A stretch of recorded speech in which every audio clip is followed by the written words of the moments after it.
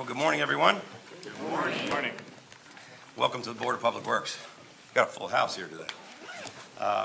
Last week, in one of the most outrageous and irresponsible actions that has ever been taken by the Maryland General Assembly, a last-minute secret bill was rammed through with no hearings, no public input, no notice, in smoke-filled back rooms.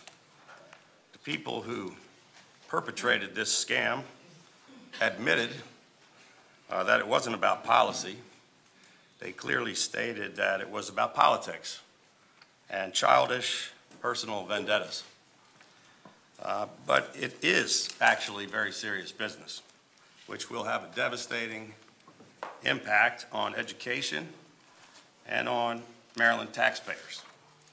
This legislation, if you can even call it that, would strip authority and oversight from this Board of Public Works and the three fiscal leaders of the state. It would remove any real oversight or accountability in Maryland's school construction funding process. This bill attempts to change a fiscally responsible legal process which has been working effectively in our state for 50 years.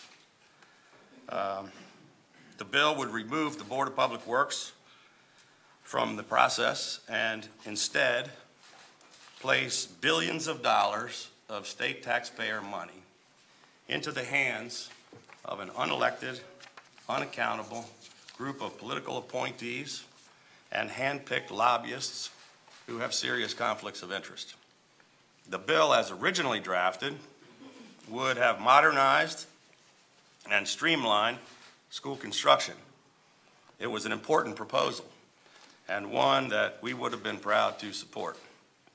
However, with less than 2 weeks left in the legislative session, on the very same day that one of their own members pled guilty to bribery and corruption, at a time when Marylanders are crying out for more accountability, more oversight, and more transparency in education spending, this legislature ignored those pleas and instead attempted to do away with all oversight, accountability, and transparency.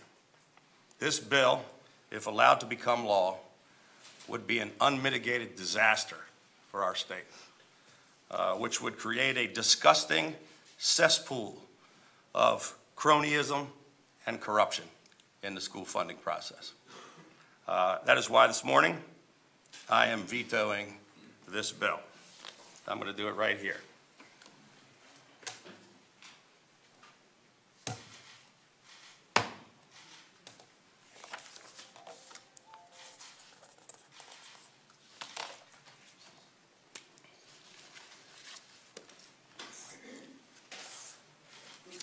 Here's the bill.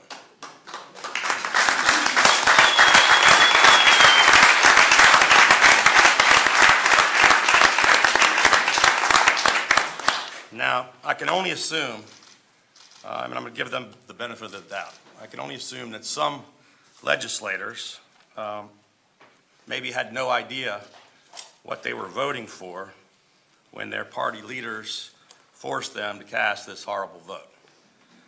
But let me be very, very clear.